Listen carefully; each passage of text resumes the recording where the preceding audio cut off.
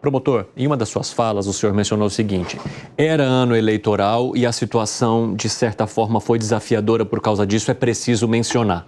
Ou seja, a política trazendo uma influência, digamos que, negativa numa operação que deveria ser feita sem que o senhor precisasse encabeçar isso com o teu nome, com a tua figura. O quanto a política foi e é um problema para o combate ao crime aqui no país? Olha, infelizmente, né... Quanto às eleições também, o período eleitoral modifica essa engrenagem? Sem sombra de dúvidas, né? Veja, eu passei por isso várias vezes. Em 2006, por exemplo, o governador, ele se candidatou a presidente da República, o governador de São Paulo.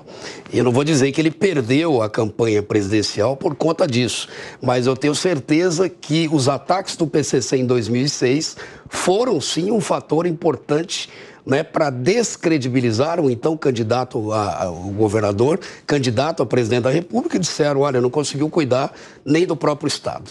Então, nós temos que ter em conta, não só o Ministério Público, as polícias também, evidentemente, que a política influi.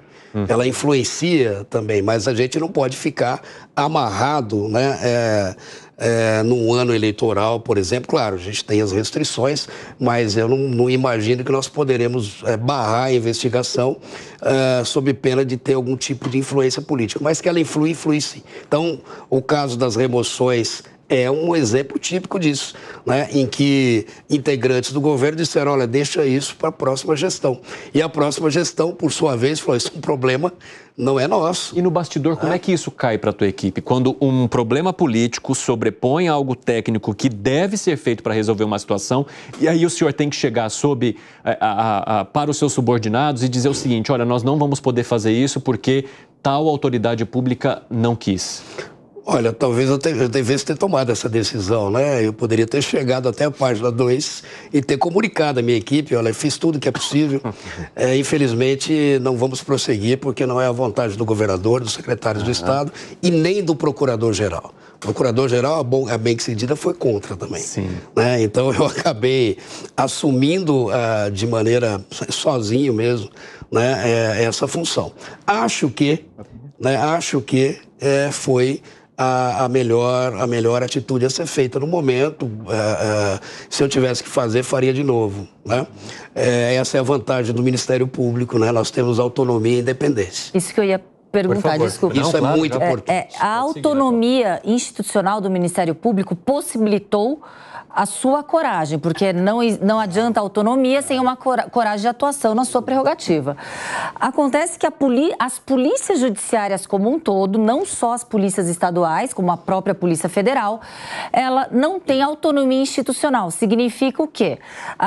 O que prepondera na escolha do dirigente máximo daquela instituição é a sua proximidade com o governo, não contando outros fatores como competência. Mas claro que eu não estou excluindo a competência daqueles que têm proximidade com o governo.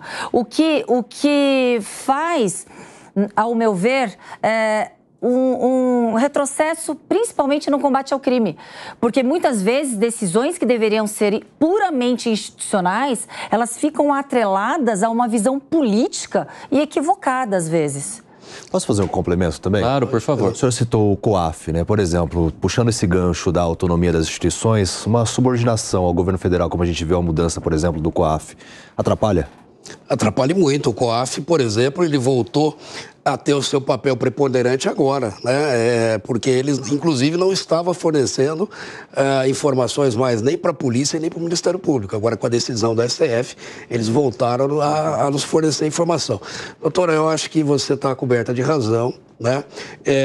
Eu não sei se o termo seria autonomia, independência para a polícia. Independência não, mas porque autonomia, é uma né? força armada, mas eu acho que deveria ter alguma maneira, talvez autonomia, ou alguma inamovibilidade, ou algum tipo de garantia de prerrogativa funcional que permitisse ao policial exercer sua função sem ter receio, por exemplo, de desagradar não só o seu superior hierárquico, mas o próprio governo.